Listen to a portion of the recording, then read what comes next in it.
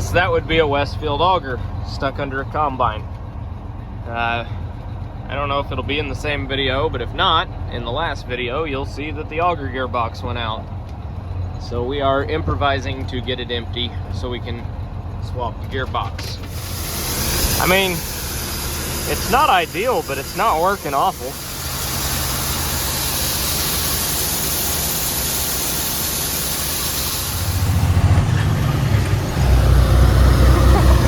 Good old-fashioned drag race. That truck's got a lot more power than this truck does. But we're both headed to the elevator to haul some corn. Dumping. Don't know what that's all about, but we're dumping corn. I don't know if you guys can hear a difference or not, but this is way quieter unloading now. This thing sounded like the STS John Deere combines before I had that gearbox replaced, and it's quiet as can be now. So I think that was definitely the issue. Come to find out, there's a sight glass to see how much oil is in that gearbox, but the sight glass is on the back of the gearbox, and you have to take your rotor cover off to even see the thing. So rather than, I don't know, put the sight glass on the front, right where you can see it when you're facing it, now let's put it on the back where people don't even know it's there. And yeah, good one on that, Case Engineers. Real good one there. Let's just put the sight glass in the back, facing the rotor.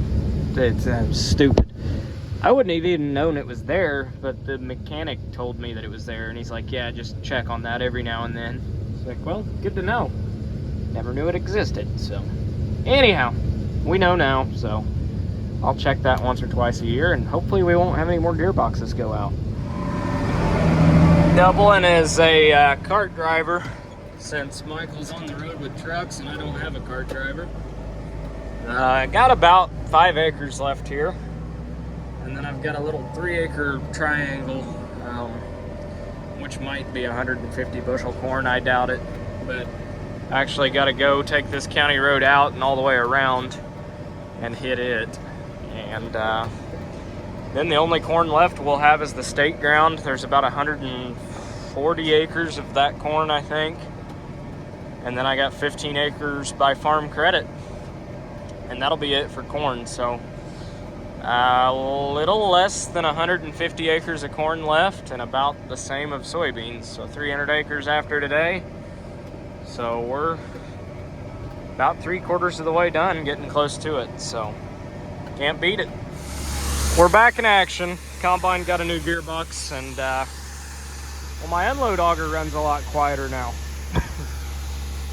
It also dumps like twice as fast, so I think that gearbox had been going out for a while. It just finally bit the dust yesterday. Another one bites the dust. This field didn't turn out quite like I wanted it to. Night and day difference where I inline ripped and where I didn't. So I inline ripped basically half this field. So I'll slow down here and I'll show you the yield map. All this down here was inline ripped where it's dark green. All this here was not. And there's about a 40 bushel difference. So I should have inline ripped this entire field, because this did not do near as well.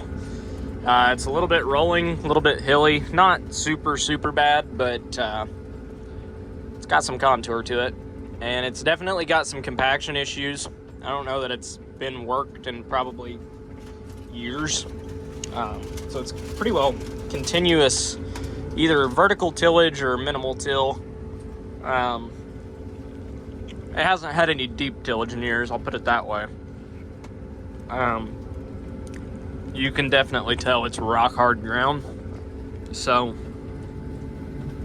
yeah, before this goes in corn again, it's getting the ripper, because yeah, 30-40 bushel at $6 a bushel. That's $180 to $240 an acre. It doesn't cost me near that to rip ground.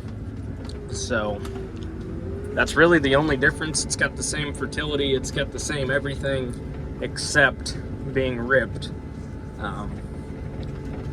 So that's why I believe that there is a time and a place for tillage.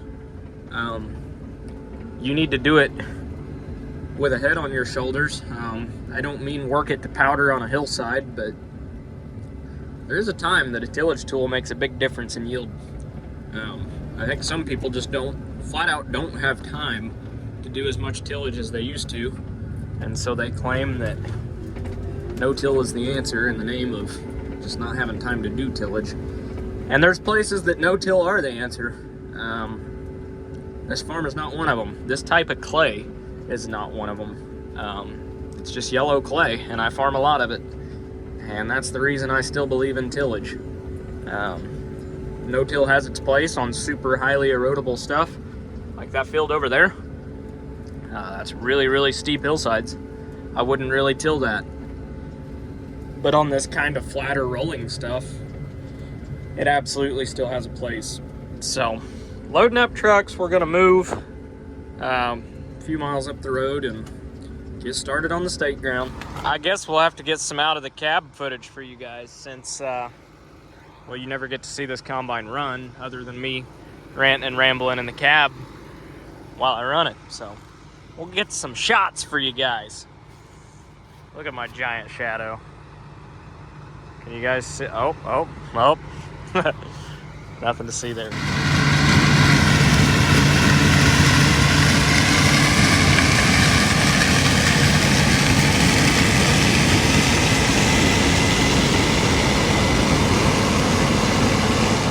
Well, we started on the state ground. I got that semi full. My wife ran me back to the cart. Michael got back with the other semi here, and it looks like he stole my combine because he is shelling corn. So I guess we're gonna dump on the go, and I'm gonna run the cart for a while. Little different scenery for you guys. A little different scenery for me. I never run the cart anymore. Get to see what it's all about.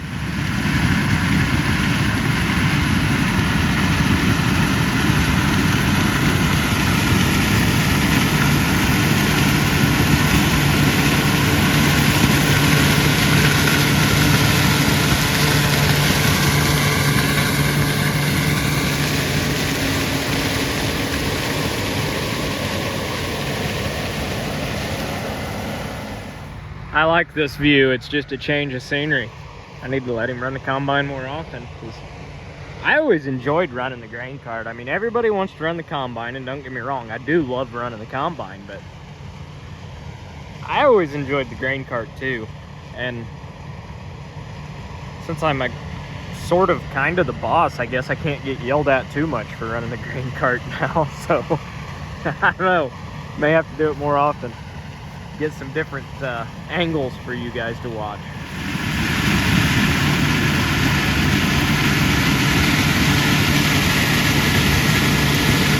It's time to see if I still got it or not. Here goes nothing.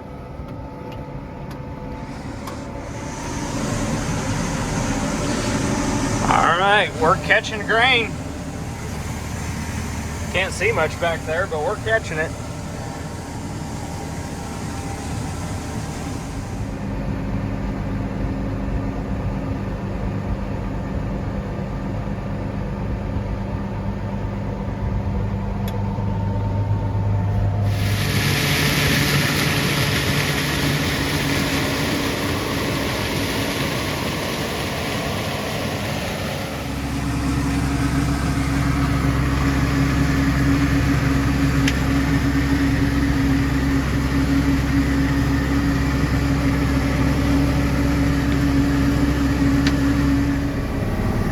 Yeah, at some point we've really got to fix the auger lights on this thing. They don't work right now, and that doesn't work for me. And I just overloaded the truck, so go me. I'm already fired as a cart operator. Should have stayed in the combine, I guess. If I had lights, that probably wouldn't have happened, but yeah, we definitely overloaded her right there. This cart dumps a lot faster than what I'm used to. That 500 bushel J&M I had wasn't near this fast. Unversed, it cranks it out. Dumping. Look at him go. That corn head absolutely annihilates those corn stalks. I've never really watched it from the outside, but you can definitely see those choppers moving. It's eating those corn stalks up. Gotta love it.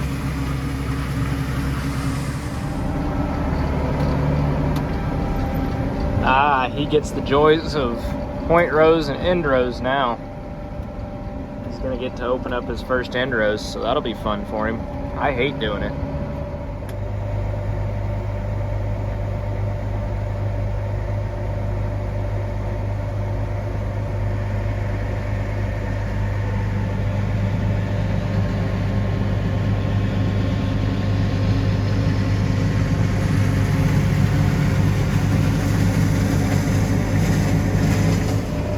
Well, I lied. I can, in fact, still get yelled at for running the grain cart wrong. Apparently, I was driving too fast and we started dumping off the back, and he yelled on the radio, slow down. I got a chuckle out of it. I don't think we spilled too much, so we'll live.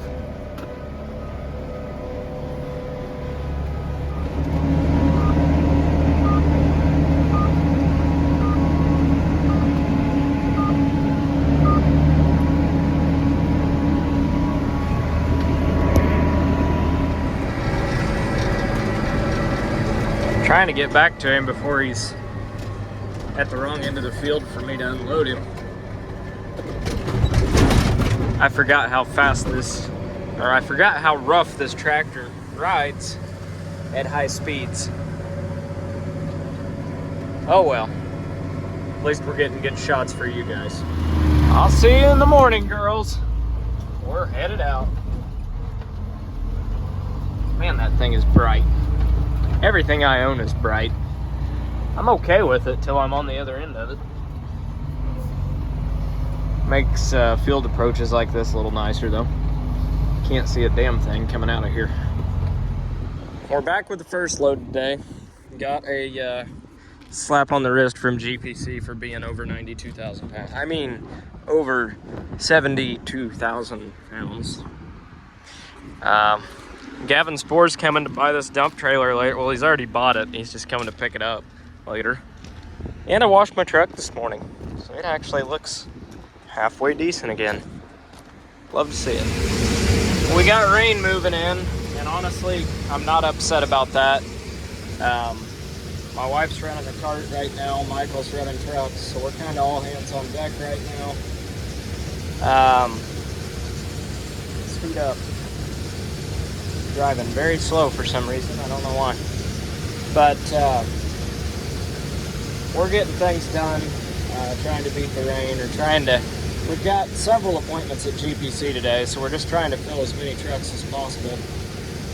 That way we can make as many of those appointments as possible. But go figure, the one day that I finally get appointments there is the one day out of the entire month that it's supposed to rain. That's just kind of how that worked out. So, oh well, we'll make do, but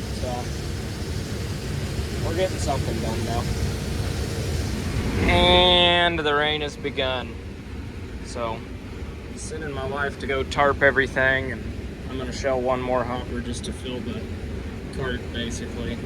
And I'd say that's going to be it for today, unfortunately. We've got quite a bit of rain coming, so not complaining. We definitely need the moisture. It's been very, very dry lately, so not a bad thing. There goes Gavin. Trailer is sold. Yeah, I bought a giant tricycle. I'm not joking. It's a giant Terragator. Bought it for like 10 grand off an auction. Spur of the moment, we decided to take it home in the middle of the night, so we're road riding it from Illinois.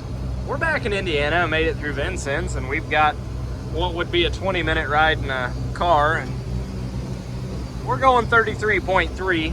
Granted, it'll go faster, but I'm being easy on the old gal, so I cannot wait to play with this thing. I love driving it already. And it rolls coal, or it burns oil. I'm not really sure yet. We're driving it home in the dark, but regardless, This thing's awesome.